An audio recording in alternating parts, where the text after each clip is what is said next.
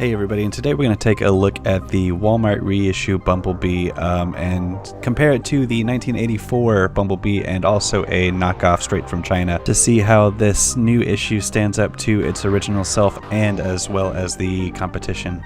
Let's just jump right in, starting off with the paint. Obviously the bumpers are painted silver instead of black, as well as the headlights and taillights are painted, giving it a fresh new look compared to its original self. The face resembles more of the G1 cartoon and not the original toys, so it's more of a redeco than a reissue. This all kind of brings up the argument of which is actually correct. I like to think that the toys came first, so everything should be based off the toys, but there are a lot of people out there who think everything should be based off of the G1 cartoons instead. That's still up for debate, and it really doesn't matter. It's just up to your opinion. Pulling out the knockoff from eBay, I ordered this in October. I received it sometime in November. It took a while to ship all the way from China, but the artwork on the card looks pretty good.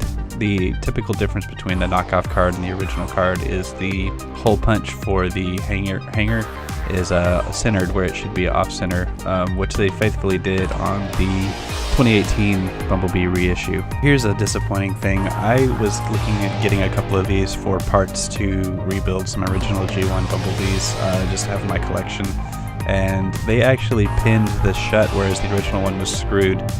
Kind of an interesting idea. I guess they didn't want you to take it apart and repair old Transformers.